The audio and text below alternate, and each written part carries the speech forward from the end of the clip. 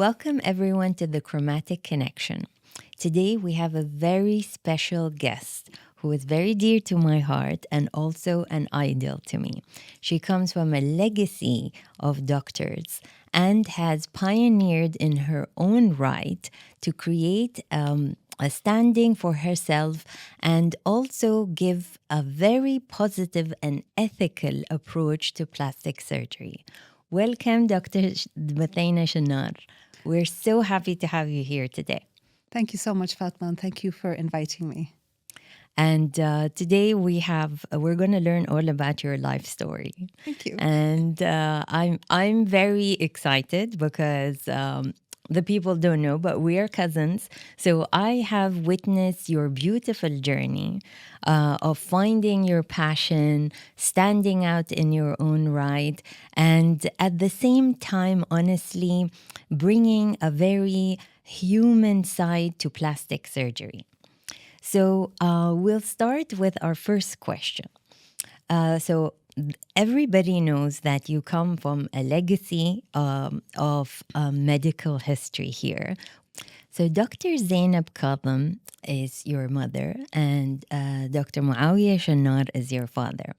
And to me, they were very special people. And they truly, truly gave their all to the medical industry and also pioneered medicine in the UAE. So why don't you tell us how it was at home, your experience growing up with your parents? So I grew up in an environment where both my parents were very hardworking. You have to remember that was in the 80s in Dubai, early 80s, late 70s, where Dubai was still very young. And I saw my parents really have a very transformative position in the society because of their dedication to medicine, to their dedication to really serve the people. I think at the end of the day, they led by example. So my mother, for example, delivered women day and night. There was never a complaint. She was so dedicated to her work that if we ever got a call, well, let's say we were at a wedding or we were out with friends and we got a call, we left. We left to go and so that my mom could help a woman having a baby. And similarly with my dad. So we grew up in an environment that was very focused on work and focused on giving. And that really left a very deep imprint in our upbringing. And at what age did you realize that you would want to go into their field and were passionate about medicine? You know, I don't think there was an age. I would say that we grew up, for example, my mom would always involve us in her medical journey. Meaning, if there were any patients, she would tell us, why don't you come to the clinic? So actually, from a very young age, we used to help her. We would help her in deliveries. We would help her in, and you would ask, how would you help her in deliveries? We would hold the woman's hand, and just kind of be there. And she would sort of show us how she would cut the cord and all these different things. Of course, asking permission from the woman. So we kind of grew up in the field, and it came very naturally to us. If someone told me, what do you want to be? I'm not really sure I could have thought of anything else. In my mind, it was either medicine or maybe something along the arts world. I always liked interior decorating, and it was sort of those types of things. But medicine was a very natural selection. So when it did come time to apply, that's what we applied, was for medicine. And I don't really think I gave it that much thought. And when it came to applying to, for example, universities and all, what was your process? Like, how did you decide that after your foundation years, that plastic surgery was something you wanted to pursue? In those days, plastic surgery wasn't a thing. Actually, most people didn't really know what plastic surgery was. So I applied to medical school. I started medical school in '86. So, and I went into medical school not knowing about plastic surgery. I just assumed I would do gynecology, like my mom. And I kind of went in thinking, you know what, if there was something else, I can even do something else. I always knew that I liked using my hands. I liked surgery, but I never saw myself as a surgeon. And I think the reason for that is because that's not how we are.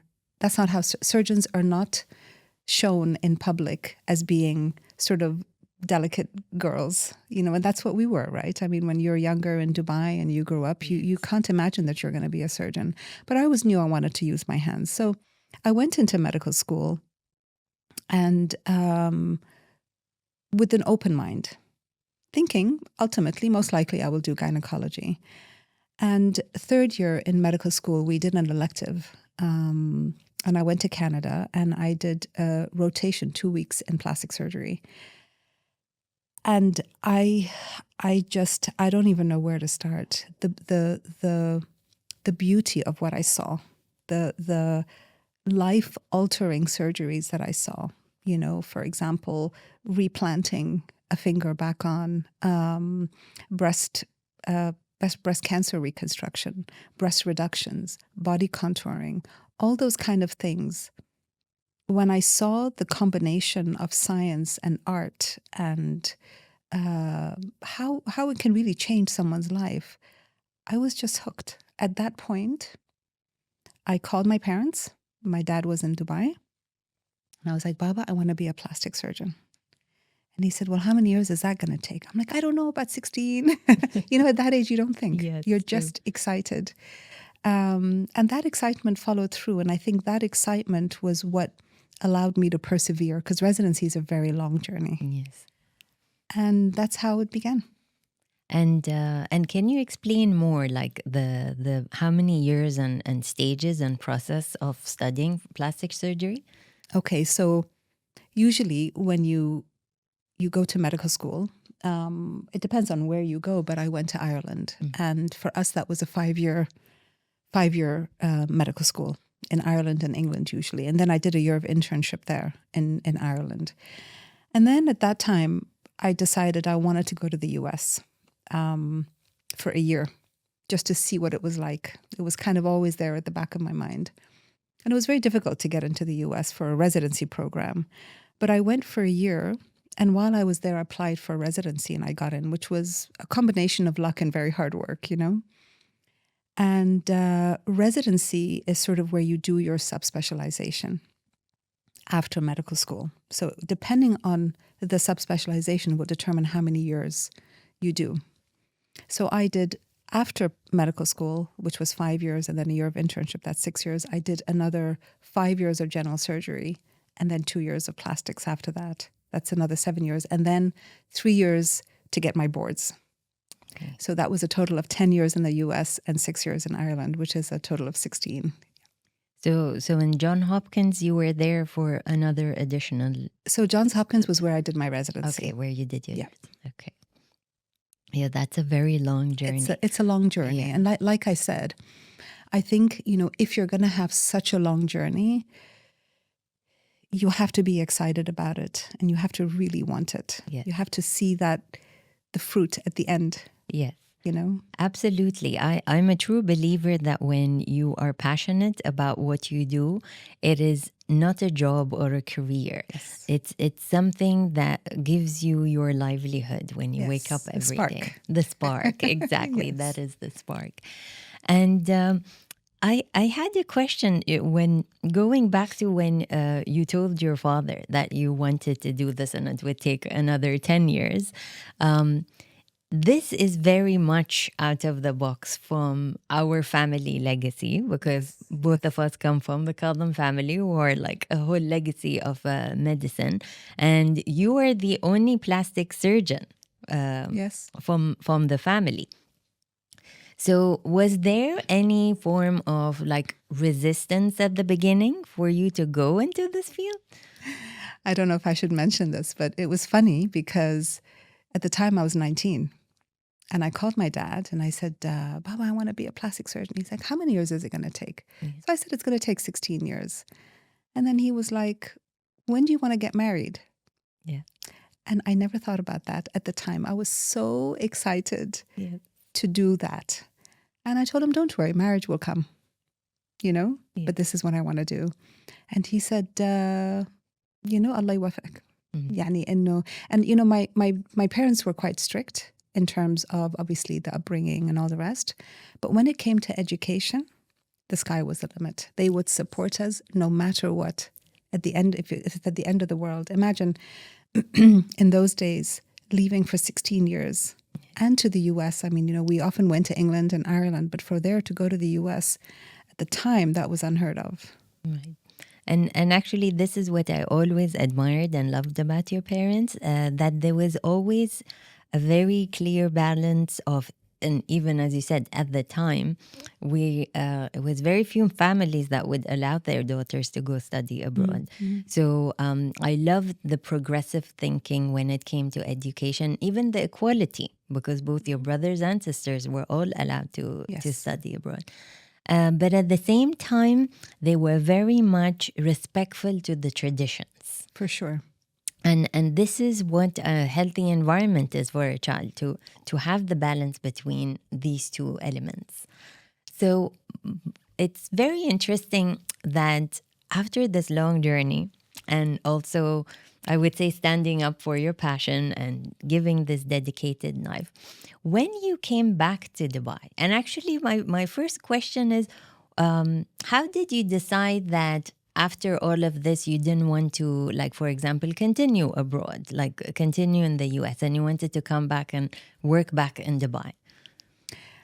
Honestly, I don't know, because it was always there at the back. You leave and you come back. I mean, really, this is how we're brought up, right? You leave, you get your education, and you come back to Dubai. And, I graduated in 99, and everyone in the residency was like, what are you going to do now? Of course, I had to stay behind and get my boards after graduation. And I told everyone, well, I'm going to go back to Dubai. And everyone was like, why do you want to go back to Dubai? Where's Dubai? And subhanAllah, look where we are now. Yes. Everybody wants to come to Dubai, So I said, you don't know. Dubai is going to be very big one day, After I finished my residency, I worked for 3 years to get my boards, because the way the plastic surgery boards work in the US is you have to collect cases. And I had a really good practice. I was in the US, I had a good practice, I was building up. But at the end of the day, my family was here. My family was in Dubai. And for me, it wasn't even an option, really. So I came back and yeah. And from your journey of education, was there a case or a moment that like really stuck with you, your aha moment during your studies? So I think the most important aha moment was when I decided to be a plastic surgeon. And I had mentioned this before, that I was in a case where the surgeon was doing a breast reduction and the breast was all open. And the way he put it back together was just so artistic.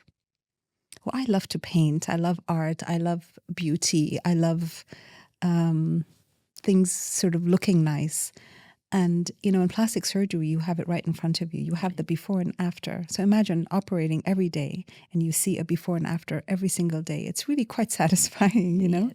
So the aha moment was probably the day that I decided to do plastics, and there was no turning back, was that one surgery where I saw a breast reduction.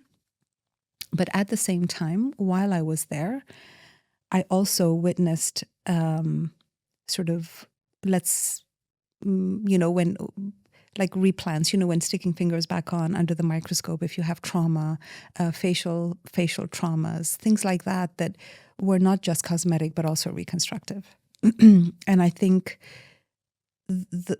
during that period, when I was still deciding, all these cases kind of came up to the point that it was just so me, that I knew that this is the journey that I had to take. Right. And I think also your passion for, as you said, aesthetics and beauty is truly actually the foundation of why you probably got Yeah, into and I that. think it's a combination of everything, Yes. you know, because it's a combination. I think I would probably summarize plastic surgery as a combination, definitely science, right? You've got the surgery, you've got the medicine. There's definitely a lot of art involved, and there's a lot of psychology. So it's really such a nice balance of all of them, where you're having to use and dancing between these different concepts, Right. you know, for every patient that you see. That makes it so interesting. Very interesting. And now we move on to when you moved back to Dubai. So, how did your career journey start there, moving back? So when I moved back, I moved to Khalifa Hospital in Abu Dhabi. At the time, it was run by the Canadians, and it was a system I was familiar with, of course, because I just come from the US. And I always knew in the back of my mind that I wanted to start my practice. I knew I was going to have my own clinic. I envisioned it. I envisioned it when I was doing my A levels, that I would one day have my own clinic. And thank God that manifested. But I came back, spent a couple of years in Abu Dhabi, in Khalifa Hospital, and basically got to reconnect with the culture and reconnect with everything around me. You know, being away for 16 years, it really changes you. So coming back, reconnecting, and at that point, I decided I was going to come back to Dubai and come home and set up my clinic, which is what I did. And how long did you work in Khalifa Hospital till you created 2 years. 2 years. Yeah, Khalifa Hospital 2 years, and then I set up my clinic. And in 2005, end of 2005, beginning of 2006, and we just celebrated our 20th year anniversary. MashaAllah. Amazing, amazing. And can you tell us like the process of like the first day that you started developing your clinic? Like walk us through the process. I'm sure it must have been very interesting. So I'll start when I had the space, and you know, everybody was, clinic has to be white, it has to be sterile looking, it has to be very basic. And you know, I immediately came in and I said, I want to paint this wall brown, and I want to paint this wall, you know, red. I want to paint, and I had some nice soothing colors, you know, beige, and I used lots of colors with my furniture, and I basically decorated the place. And I decorated most of it myself, but then I also had some help at the reception. And, you know, a lot of people came and told me, you know what, it's a clinic, it should be white. And I was like, it's a clinic, but it can be happy. Yeah. You know, it doesn't have to be It's true. sterile. So that was the process then. And then once the clinic actually started, I'm very lucky that I am in a family of doctors.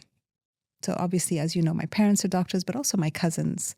You know, we had some very established cousins at the time already working in Dubai. And so I already got several referrals. So it wasn't really, you know, to be fair, it was relatively, I don't want to use the word easy, but it was comfortable starting. And then slowly, that's how it took off. Now, I will have to say that I trained to be a doctor. I didn't train to be an entrepreneur.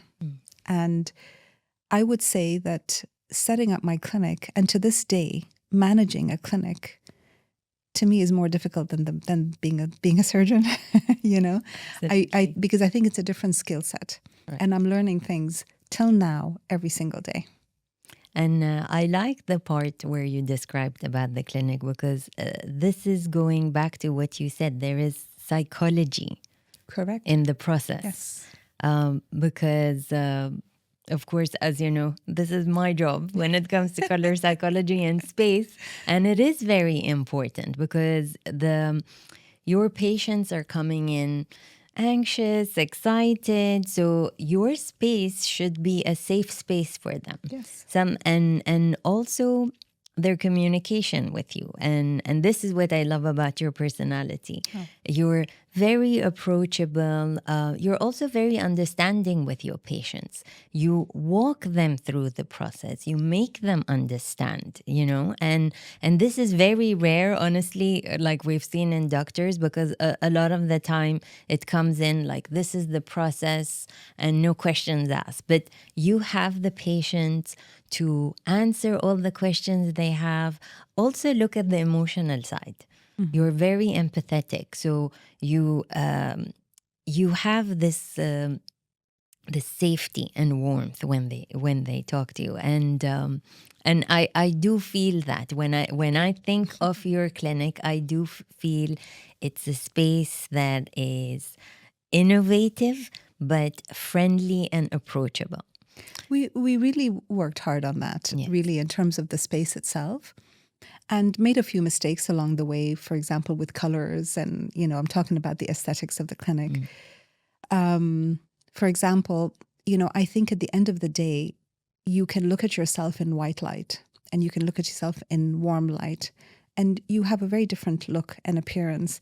And I think, when it comes to lighting and the color that you're surrounded with and the comfort of the way the furniture is placed so that the patient doesn't feel exposed. Right. There's so much of these little things that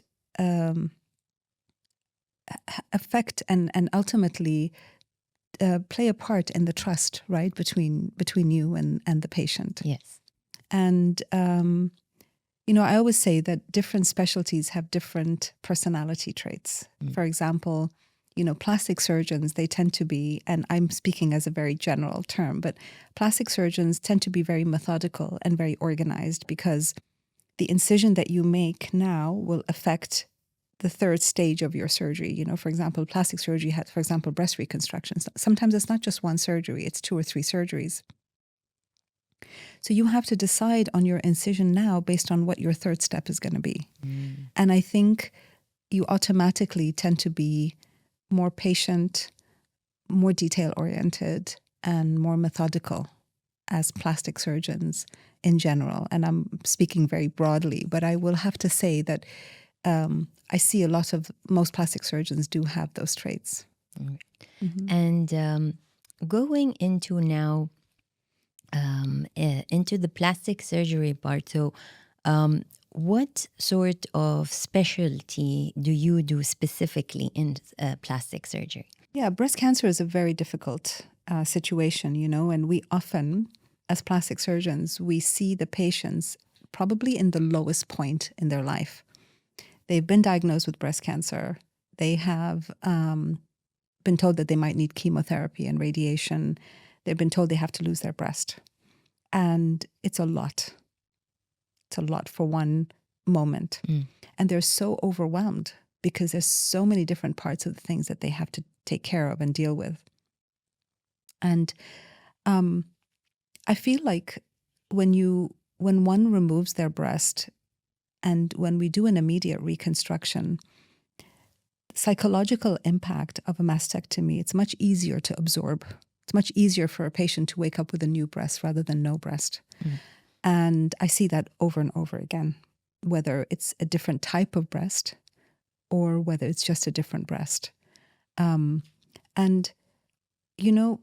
at the end of the day, removing someone's breast or losing your breast, there is a grieving process that you go through. And that grieving process is, it's a combination of so many things.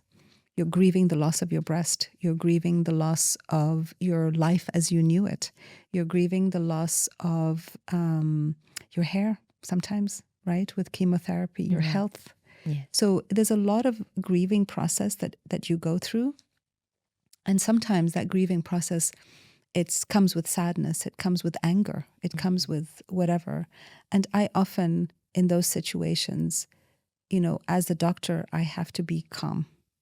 Because if a patient is angry at her situation, she's not angry at me. Yes. And I think, you have to really take the whole thing as a whole. So there is the visible and there is the not so visible. Yeah. And the not so visible is the grieving process that they go through. And you really have to go through that journey with your patient. Right. So me personally, I've often gravitated towards body and breast. I love body, like on the cosmetic side. I love body contouring. I love tummy tucks. I love mommy makeovers, and I find, I also love breast surgeries, cosmetic.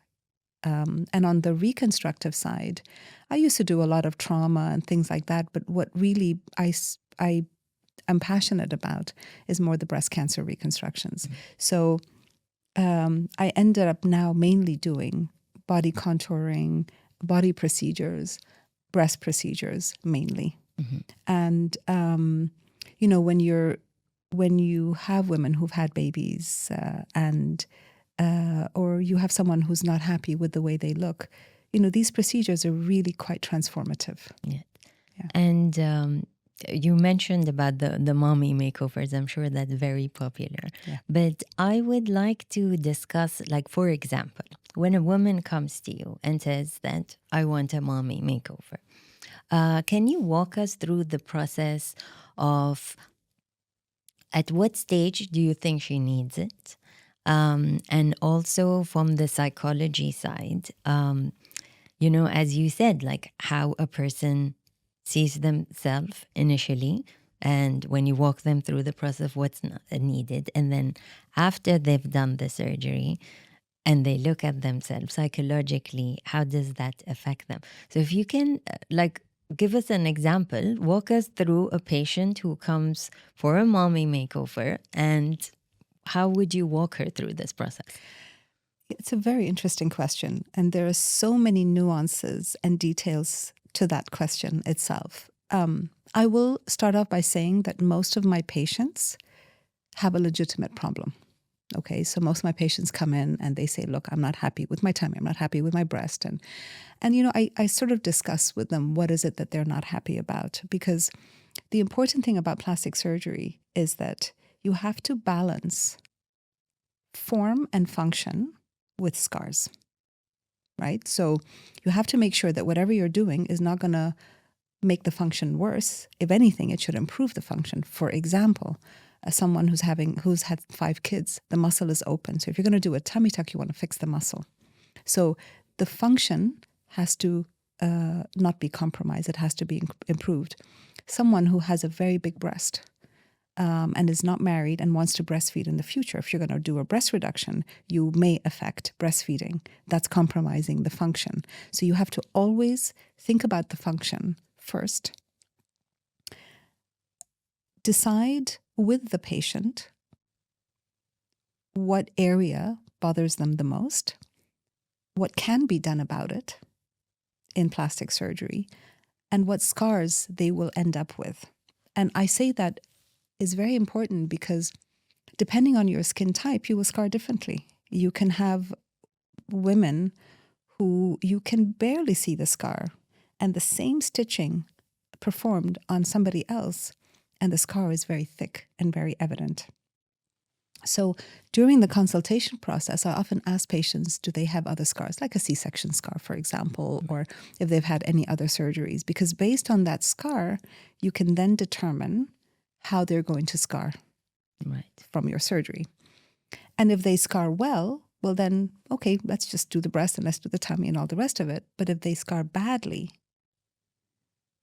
if someone has an okay breast, it's all in perspective, but is it worth putting a bad scar on that, even if you're going to change the shape and make the shape nicer?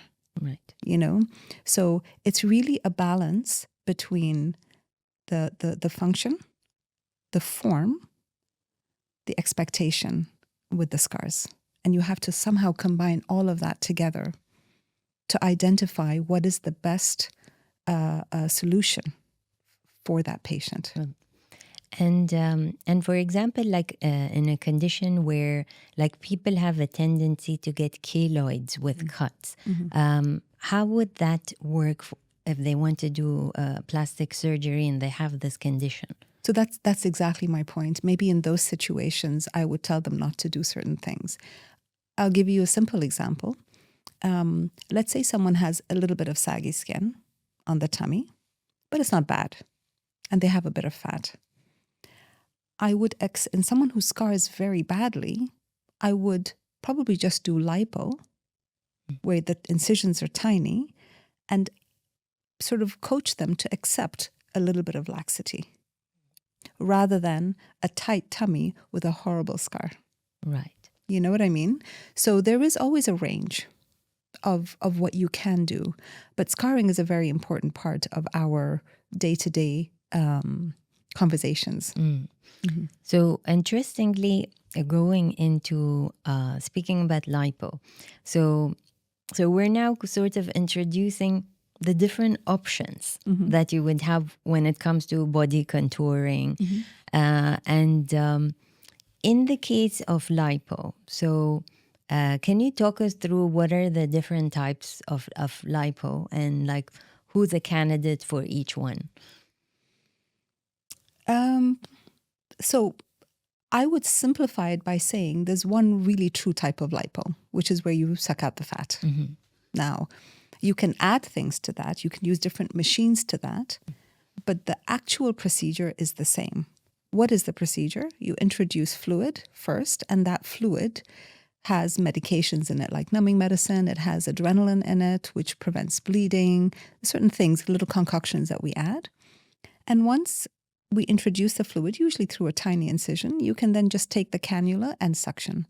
Now, sometimes there are different types of cannula. For example, one of the ones that I like to use is what's called a power assisted, where instead of really pushing to try to get the fat out, it vibrates by itself and just sucks it out with a lot less trauma. Now, that's the basic liposuction. And then there are machines that you can add to it to improve certain functions. For example, the Vaser. It's an ultrasound device that melts the fat and produces heat to create tightening. You still do the lipo with it. Right.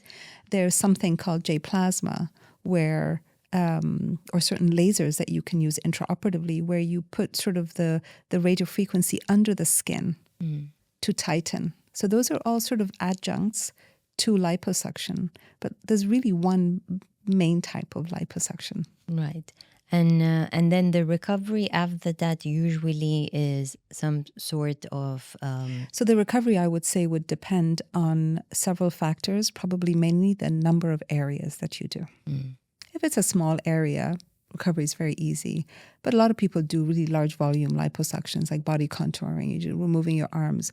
I would say the recovery is quite painful, right? At the end of the day, just it's like you've been beaten up, you know, you got lots of bruises and everything. And that would take at least 2 to 3 weeks.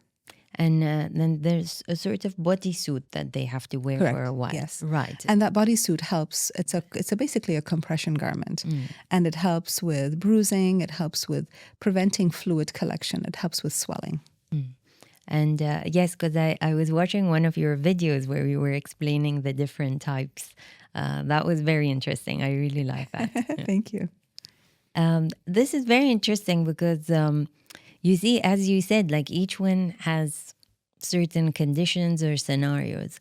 So, of course, my question definitely would be about people with type 1 diabetes. And if they want to do liposuction or surgery, like what is the process for somebody with this sort of a condition?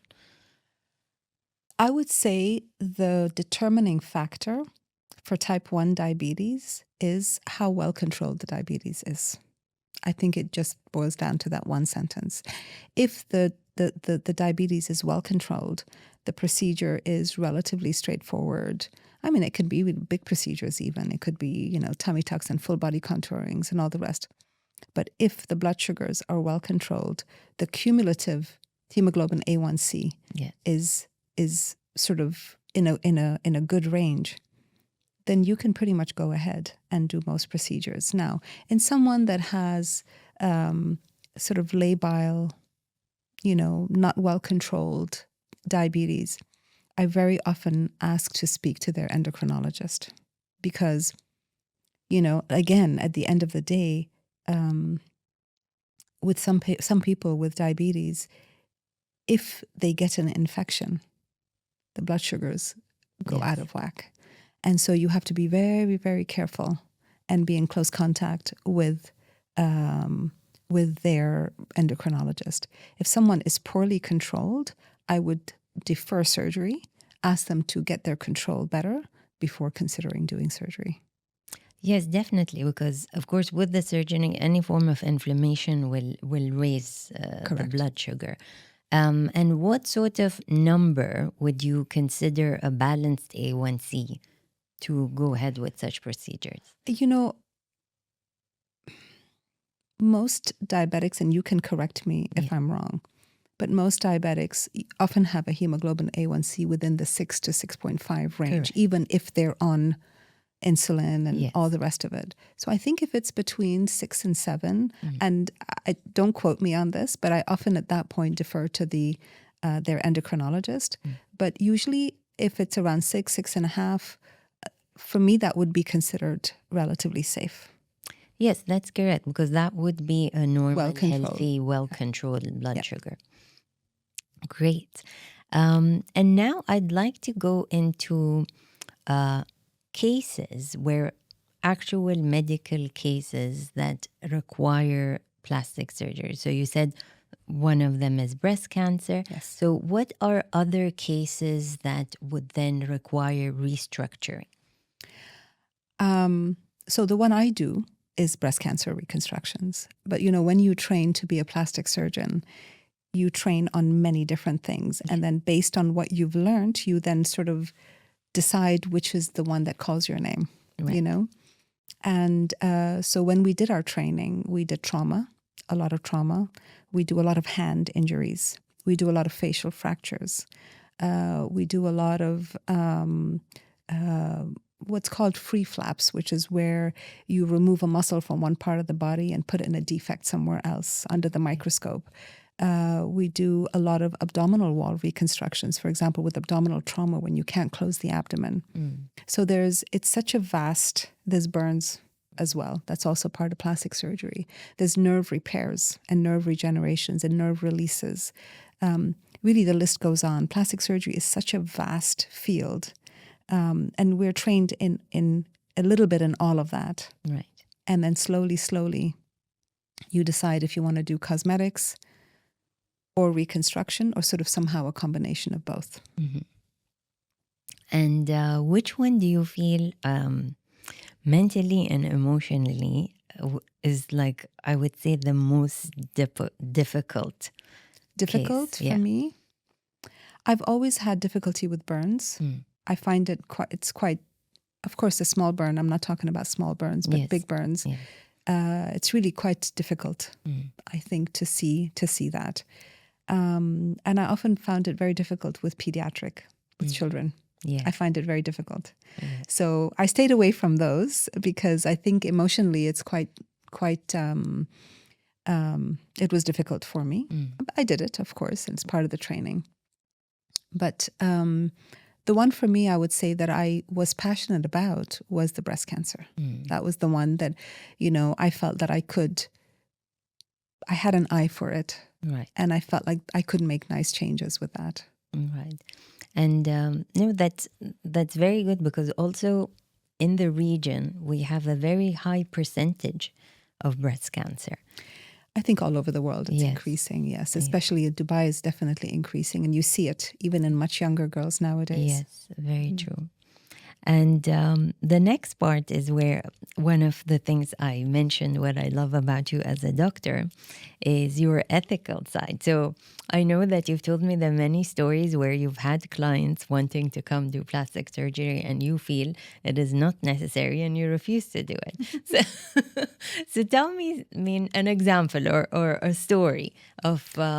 It's so hard to sort of point to something, but, I'll go back to the incision scenario, because if someone has a nice breast, like, you have these young girls, and I see this a lot nowadays, young generation, 21, 22, Instagram, a lot of social media, expectations of a certain type of breast. And they come in with very beautiful breasts, nice size, very, very beautiful. But they want what's on Instagram. Now, I will not say that I say no, but this is where you really need to coach somebody, especially when they're young, right? Because they're very impressionable. Yes. And I look at the situation like I feel like I'm their mom, you know. Like, look, if you're my daughter, I'm not sure, you know, because, you know, with implants comes issues. Yes. You know, you're still playing with yourself at the end of the day. You're putting something foreign inside your body.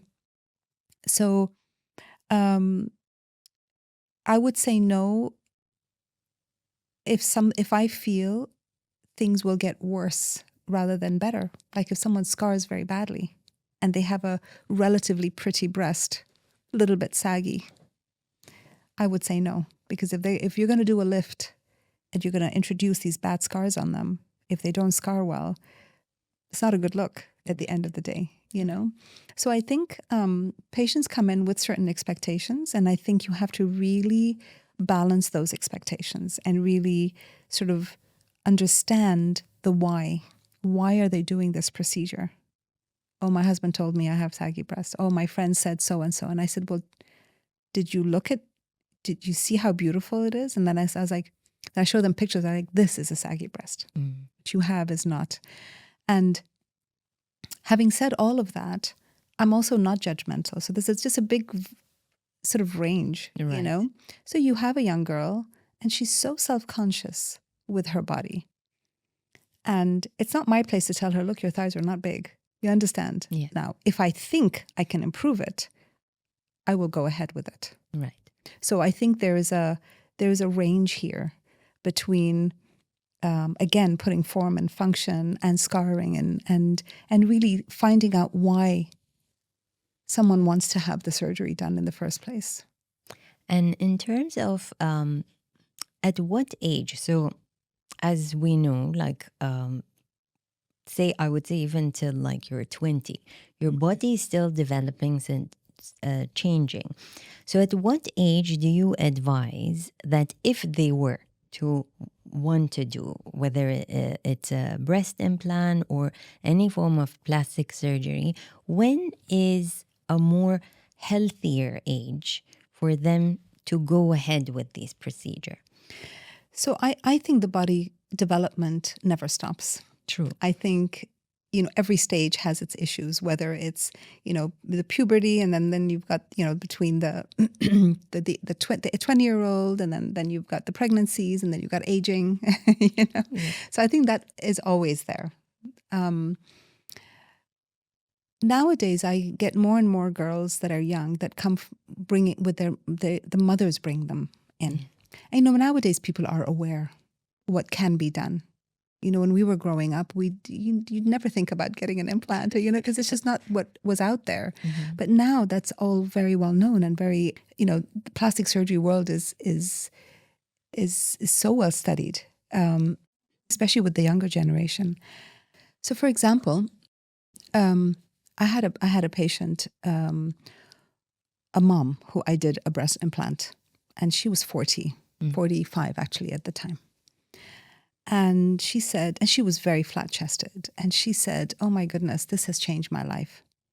And she brought me her daughter when she was 17. And she basically said, my daughter's about to go to university. Why does she have to wait until she's 40 to put the implants in? I saw how it changed my life. And she basically had an open discussion with her daughter, who was so self-conscious actually about her breasts. So, you know, in this scenario, you know, is there really an age? Obviously, you want the breast to have developed. I'm getting a lot of moms who bring their kids in that window between finishing high school and going to university. And in that summer break before going to university, a lot of girls with very big breasts that they can't exercise, they can't wear anything, and they come in for a breast reduction before they go to university. So there is that stage. I have another story of a very, very, very sweet girl. She was 15. And this was 20 years ago when I was still doing rhinoplasties. I've kind of zoned out and doing mainly more body work after that. But she was living in England and she had a big nose, Iranian origin. Yeah. And when I looked at her, as for Arabs, this is not considered big. Everybody here has a big nose. But for her, living in London, it was quite a disaster, and it affected her grades. She had no friends. She wouldn't speak out loud in class. She always sat at the back of the class, and she was only 15. Okay. And you can argue to say that maybe the nose hasn't developed and everything, but I accepted to do the surgery at the age of 15, and it transformed her life. I mean, I still have the letter. This is 20 years ago. The letter from the girl herself telling me that she's now the top of her class. She feels beautiful. She has friends. And in a way, it's sad that image impacts us so much. Yes. But in another way, it is amazing how when you can do something about it. Yes, you can help Yes, someone. you can help someone. Yes, definitely. Like these kind of stories have a very positive outcome. As I said, like as you said, there was nothing wrong, but the fact that she feels better, it gives her a more positive approach to life. Are scenarios where, like, sort of you can accept it, but there are scenarios, as you just mentioned, where the person's absolutely fine. It's just due to pressure. And speaking about social media, do you feel that since the development of social media and how things are, do you feel that there's an increase of clients coming to you? I don't know how to answer that. Luckily, I've always, alhamdulillah, been busy, so I can't Yes. really say. I would say that there's definitely an increase in clients coming to me with certain expectations and pictures. Okay. So they already have on their Instagram saved all the befores and afters that they're looking for, and they want certain images and they want that. I find the era that we're living in right now really quite interesting because not only we have the social media, but we've also got AI. And you can ask me how is AI affecting? Yes, that's a good question. So I had a patient come in. Now, it'll be a little bit technical what I'm going to say, but I had a patient come in and she wanted to exchange her implants to another brand. She'd had it in for 10 years and she wanted to exchange it. And the brand that we were going to exchange it to for the same size tend to be narrower with a little bit more projection. So visually, they look smaller. So if you want someone to have the same size, but this different brand, we have to go up a size for it to look similar to the size that they currently have. Yes. So I told her, I said, listen, if you want the same size and we're going to go from this brand to this brand, we're going to need to go with a higher size. So instead of, let's say, 325 cc's, we're going to have to put 350 or maybe even 375. She said, oh, I know. I said, well, how would she know that? It took me 20 years to figure that out with my experience, And she said, well, she just typed it into ChatGPT that if she were to change it from this implant, so the ChatGPT or AI had pretty much listed out all the different brands and what size it should be matches the size she has to make it look the same. And this is where I found it very interesting because all my years of experience, I can now look and say, okay, if you want the same size, you need to put this size. And ChatGPT had sort of pretty much written all of that out, Oh my God, this is bizarre. Yes. So, I mean, the young generation, they're so cute. They come in with a list. They already asked ChatGPT all the questions. They've already have their before and after pictures from social media. Yeah. So a combination of social media and ChatGPT, most of the consultations done. Yeah. Come in. So It's they all got now the a matter of- research for you. Got the research. I just look at it and say, okay, that's what you want. This is what we're going to do. But of course, you have to also, you have to always go back to square one. Also go back to taking a history, what they like about it, what they don't like about it. You understand what I'm saying? Because a lot of people misinterpret some of the information that is given. So we have to always go back to basics. Yeah, absolutely. As I always say, don't always trust everything you see on ChatGPT or Google. Or the before and after images. Before that and you after, see. exactly. Even that can be AI generated. Correct, So. correct. Going back to, do you feel like you have younger age clients coming more due to social media? I have younger age clients coming by themselves. By themselves, okay. Before, if there's one statement I would make is before, the mother would always bring the young girls. Nowadays, girls are coming at 21 on their own, sometimes with their friends. Right. So people seem to be a little bit more confident and know what they want. Okay. And maybe are a little bit more Nigerian, they have Yes. Yeah. They The have courage. the You have to- courage. the They have more to do it. courage Yes. to come in. Right. But yeah. And also, I feel if they're in their 20s, also they're working. So they also have the money to pay for their own surgeries. So that's why the consent goes out the window. Yeah. Very interesting. Yeah, it's so interesting to see like the transition of like the outside environment and how it's affecting different industries also. Yes. And I think it's so important, regardless of what the changes are, to create a really strong bond and relationship with your patient. Because at the end of the day, they trust you, right? They're coming to you and they're trusting you with their body. It's a big responsibility. Right, exactly. And going into, I would say, let's talk about the fun parts of your job. What is it, the one thing that like brings you joy, or as I said, like the fun part, or maybe even funny stories you've had in your experience? Gosh, I think everything. So I would say, honestly, I find every part of it fun. Fun and challenging, obviously, depending on the situation. But probably the most exciting part for me is when I see a patient coming in for a tummy tuck. And then I see her 6 months later, after surgery. Surgery's finished, swelling's gone down. And she's coming for her follow-up, dressed up in the most amazing body-hugging outfit. The posture is different. The way she walks is different. Her spark is different. And I think that brings me a lot of joy. Because people assume that plastic surgery is, it's skin deep. It's superficial. It's if you're going to have a tummy tuck, well, why would you want to do that? Why don't you celebrate your stretch marks? Yes, for sure. If you want to do that, absolutely. Everybody to their own. But I don't judge people one way or another. And I do think that when done right, these procedures can be life-changing. Right. And a cute story I would share is when I was in Abu Dhabi in Khalifa Hospital at the time, I had this little 6 or 7-year-old girl with a scar on her forehead. And she came sort of a little bit shy and scared, and her father brought her. And the scar wasn't bad, but for her, she told her parents that she wants to fix it. At 6 years old. And maybe because her family might have commented on it, so it kind of stayed in her mind.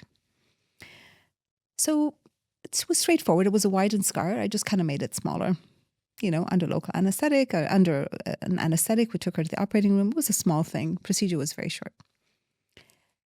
She came back for follow-up wearing a princess dress. Cute. I mean, I know it's so simple and so cute, but the way she walked in with that raw energy of, I am beautiful now. How more raw can it get? Yes. Do you know what I mean? Yes. I mean, it's such a nice, it just made me realize that these are basic instincts, somehow. True. That you have even a 7-year-old girl or 6-year-old girl that has changed her life. And she came and you could see she felt pretty and she was wearing, and the reality of it is, the scar is still there, but it was just less of an issue for her. And for her, she did something about it. So I do think that, cosmetic procedures, especially with the big ones after you've had your children and all of that, really does change your life in many circumstances. And here's where, like, I wanted also sort of discuss about why you would do it, and you should do it for yourself. So as you said, like you've had some people who are like their husbands have sent them to do that, and actually most of the time the husbands don't send. Yes, they come in wanting to do it, but they might choose the size of the implant based on Right, the yeah. yeah. I mean, the husband, or as you said, like a person said, or the friends were like, putting pressure on them. And the reason why I wanted to discuss more of this, because like there was a scenario I witnessed, which the girl was like 17 years old. She was getting married and absolutely beautiful, completely nothing wrong with her. And her fiance at the time said that he wanted her to get a breast implant. And she got married, and 3 months later, he divorced her. And she got the implants. Yeah. So, in this scenario, like, it upset me because I wanted to emphasize that it's very important that if you're changing your body, it's your body. You should do it 100%. for yourself, because you're going to live with it. The other person comes and goes in your life. But it's very important that the reason why you do these things, The why. the why has to be very important. And also, as you said, it's you honoring your body, Yes. and you also knowing your capabilities of how much your body takes. As you said, certain people, the recoveries are very difficult, and the person knows, like, their body is not strong enough, for example. The recovery is very strong. So in this scenario, like, if you can sort of give an advice from an image perspective and a psychological perspective, how a person should approach this. So back to your story of this young girl, I think the basis is flawed in terms of, you're marrying someone for them. Of course, image is important. But if you have a rule like, okay, I will marry you if you're going to put an implant in, I think that's already flawed in and of itself, right? Absolutely. So, it's a difficult one because, as you know, in our environment, in our society, we don't really know the husband before we marry them. And I don't know how to answer the question in this situation, because at the end of the day, you have a consenting adult. She's about to get married. And at the end of the day, it's her decision whether she wants it or not, whether it's her husband to be who's telling her to do it versus if she wants it herself. I will bring everything down to one basic principle, and that is beauty is confidence. And I think if you are confident about the way you look, you will appear more beautiful. Absolutely. And no matter how beautiful you are, if you're sort of kind of coming in feeling unbeautiful or feeling ugly, you will not be perceived as beautiful. And I had the one particular story where I had this lady who was very overweight. And, she came in and she was so beautiful. She had like a pink skirt with pink nail polish, pink lipstick, hair done. And I came in, I said, what are you here for? I assumed she was going to tell me liposuction or something. I said, I just have a mole here that I would like to remove. And, it made me sort of question myself. I was like, wow, okay, so I was sort of going towards that, but she felt and looked very beautiful because of the way, because of her posture, because of her energy, because of of everything else. And this is often what I find even when we do cosmetic procedures, the posture changes because it's a perceived confidence. And that perceived confidence is just very powerful. Yes. It's very powerful. So if I have someone that comes in that I think there's nothing wrong with them, but they don't feel beautiful, you do have to sort of remove some of the layers to identify what it is. And going back to your story, I would say that she probably wouldn't have done anything had she actually felt confident about her breasts. So really, if you went back to it, maybe all along she did feel like, I don't know, I could be wrong, of course, but at that point I would look at the breast, and if it really is beautiful, then I would say, I would coach her for that. Yes. But at the end of the day, it's her life and she's getting married. Right. And she needs to understand that this is, plastic surgery is not a joke. Yes. Yeah. No, absolutely. And I like this part where you coach them through it, so they can come to the conclusion, do I really want to do this or not? Yes. Very interesting. And going now more into your personal sort of life experience, and how do you balance your very demanding job and being a mom to wonderful boys? The age-old question. Yes. I don't think you can balance anything. I Right. think you can try Right. and you can put aims. But something has to give. Mm. Something has to compromise. And you cannot compromise your patients, right? Because it's a medical profession. Patients always have to come first. And, I've always feel guilty about my kids. But what I try to do is before going to work, I always hug, kiss.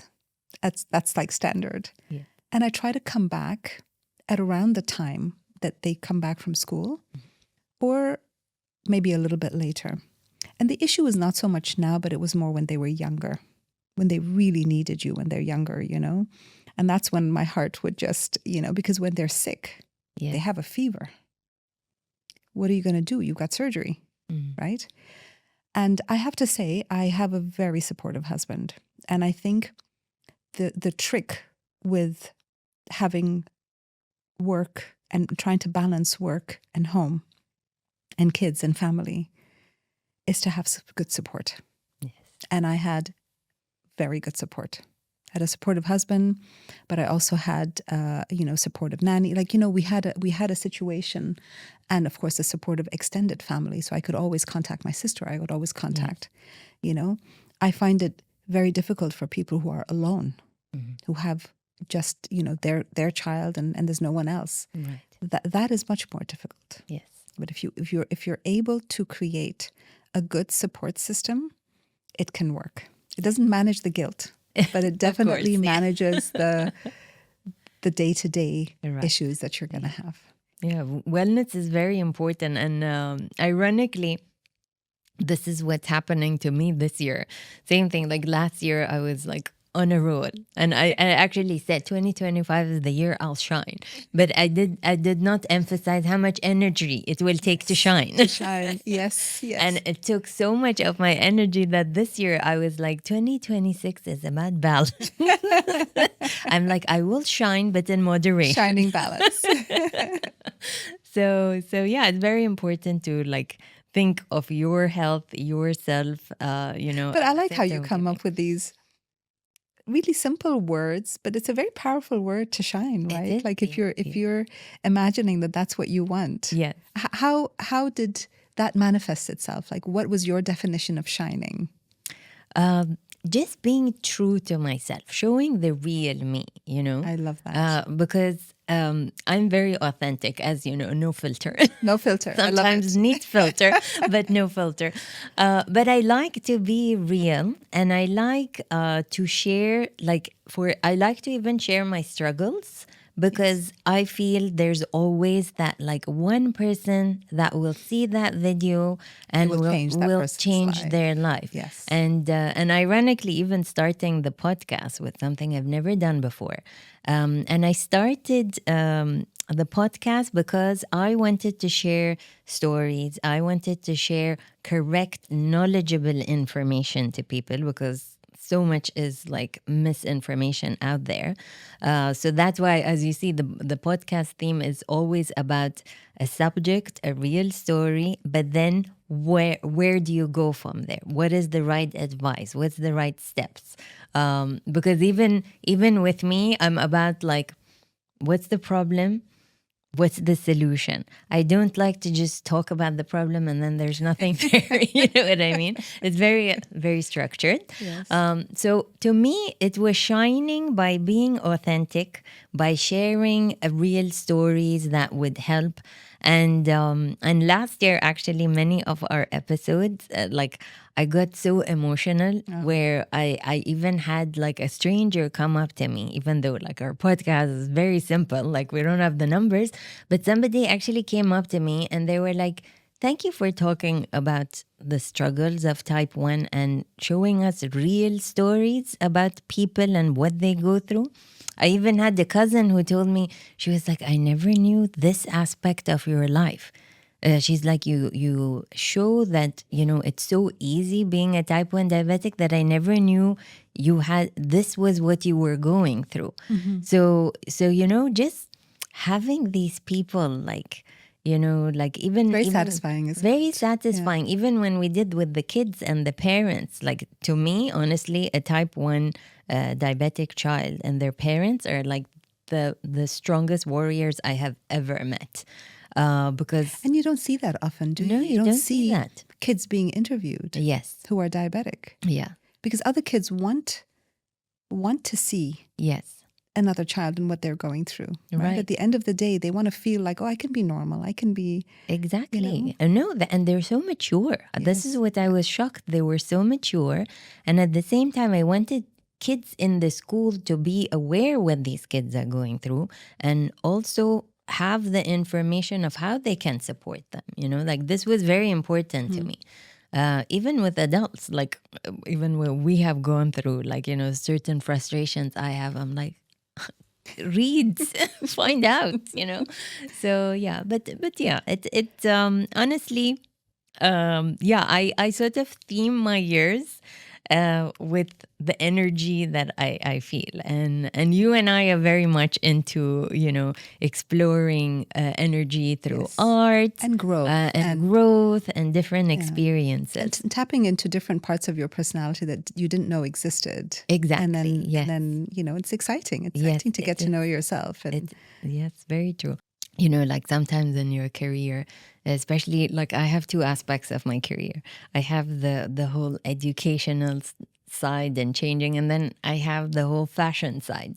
So sometimes with the fashion side, I sometimes feel like I'm not being authentic to me, And of course, with the fashion industry, like it's all about the image. So sometimes you don't feel the authenticity. And strangely, I was sitting and I was having one of those days.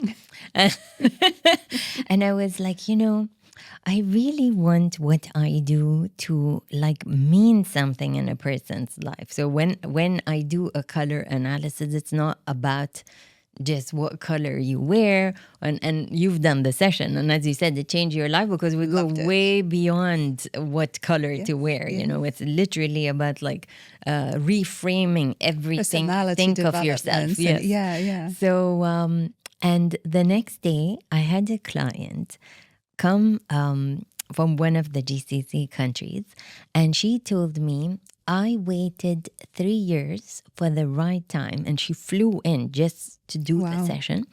And she was like, my husband had cancer, and for 3 years I struggled with him. And in this time, of course, she had gained a lot of weight and everything because she was so focused on taking care of him. And she's like, and I used to watch your videos. And I used to say that one day when I'm in a good place and I feel good about myself, I'm going to do a session with her. And after 3 years, like thank God, her husband was cured. She also became healthy, lost weight, and she came to me and she was like, "You were on my bucket list, and I just fulfilled my bucket list." And I was like so emotional. Got the goosebumps, it was got the goosebumps, and I was like, and this is where I manifested. I was like, God was like, someone's vision board. What you're doing is fulfilling people's dream, and I'm like, thank God for that. I feel we do manifest certain things in our careers. And it's always there in your subconscious somehow, isn't it? Exactly. So on our last note, I would like to talk about the effect of plastic surgery on breast cancer patients. So already they go through a lot of emotional trauma. going through it, and then also with the restructuring, you're also bringing in a new identity of who they are. So aside from the visible scars, what are the invisible scars that you see in them? And what change do you they are like they are some people that I know that had breast cancer, and some, like, strangely, one or two didn't opt to do a restructuring. For sure. Yeah. At the end of the day, beauty is in the eye of the beholder. And there are some patients that honestly couldn't care less. Yeah. And that's fine. Absolutely. I do find the younger girls obviously opt to do something. I have a lot of patients that really don't define themselves with their breasts. And in those situations, that's absolutely fine. There's no right or wrong Right. in any of this. Right. And do you feel like, we know that, of course, once they do the implants, the self-confidence that they have. But in terms of physically, because of how much their body has gone through, can you tell us a little bit about the effects of having the implant after you have gone through, like, for example, with the chemo and all? Like, what is the effects of it? The psychological effects versus the physical effects. So I would say psychologically, it all boils down to losing your breast and how you're going to really accept that or not. And at the end of the day, we equate beauty with symmetry. A lot of things that are beautiful are very symmetric. So if you're going to remove one breast, oftentimes you have to do something with the other breast for it to be symmetric. And a lot of people actually end up going and doing bilateral mastectomies for whatever reason, medical reason, that is. Once the procedure is done, trying to go through the chemo, I often find that chemo is harder than the surgery itself. Okay. The hard part really is losing your hair and your, what people see. The breast you can cover with clothes. Right. No, in terms of what I mean is, because once you do the plastic surgery, remember the recovery, you said it takes a lot of toll and pain on the body. So in this scenario where the body is already, gone through so much and it's so weak, once they do the plastic surgery, like how does the body feel after that? So, on the medical note, we don't perform any procedures unless the white count, like there has to be some element of recovery. So if some people get chemotherapy before the procedure and some people get chemotherapy after. If they're getting chemotherapy before, we usually wait at least a month or at least until the white count and the body recovers. Keeping in mind that there is a lower immunity. Similarly, if they're going to get chemo after, again, we wait until the breast heals. Again, it's usually about a month afterwards to even start chemo. So you have to wait until the body heals yes, before you can start the chemo. So in general, would you say it is better to do it before taking the chemo and then taking the time for the body to recover and then going ahead with the chemo? I would say those decisions are really left for the medical oncologist. Okay. Because some people need to do chemo before to downsize the tumor. Okay. And some people do the chemo after, just based on whatever their protocol is. All right. Yeah. Okay. So whatever protocol that they have had and they present with, that's what we end up, having to work around that. Yeah, I always say it takes a village to bring up children. Yeah, Country. A country. Yeah, I experienced that, like me and my sister and the kid. Like truly, it really takes a village. And my question is, I feel also there are certain things from your parents. I think maybe is there anything you learned from your parents, seeing them as parents, balancing this career and family life? I would say attitude. I don't know how my mom did it. Yes. I often think I work hard. Right. Nothing compared Absolutely, to my parents. Yes. And my mom was 24 hours, day and night, every single day for years. That just continued. And but she always showed up happy. Yes. And she always showed up supportive. She never yelled at us. And somehow, I always knew, no matter how busy she was, we were loved. Yes. So important. Yeah. I always felt important. Yeah. You know, like I always felt, I felt the love. I felt that I was going to be supported. I always knew that if I had a problem, I could always go to them. And I think it's just mainly the attitude. They just had a good attitude. Yes. They were present in the moment. If she was exhausted, if she was with us, she was sitting down having a conversation. Yeah. Does that make sense? She was always present. Yes, she was. So I think that's one very important point to make, especially in this day and age where we're all on our phones. Very true. And so oftentimes I catch myself answering messages and stuff, and the kids are there. Yeah. I put it aside. Yes. You know, but it's something that you have to actively try to be in the present at the moment. And as you mentioned, also a supportive partner. Your father was a great partner. He was very supportive. Yeah. He was very supportive. And we were lucky also that our grandmother, Yes. My mom's mom and my dad's parents lived with us when we were growing up. So even if they weren't at home, we had family. You had at home. family. Yeah. Told you, it takes a village. It takes a village.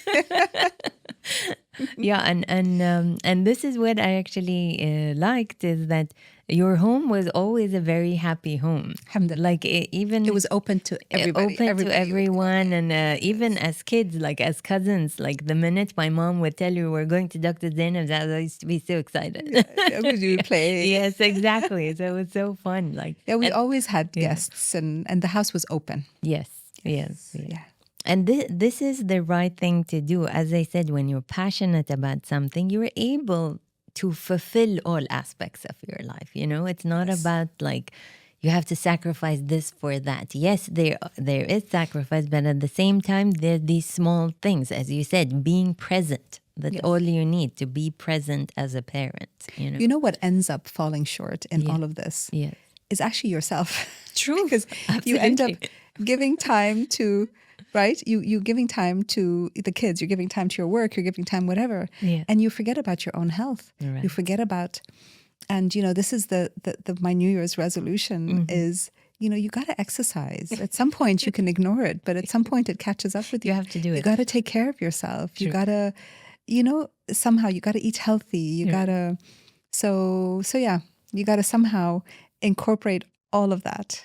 Great. Thank you so much, Dr. Buthainah. This was such an interesting discussion, and I really enjoyed spending time with you. Always lovely spending time with you, Fatima. Thank you so much. Take care.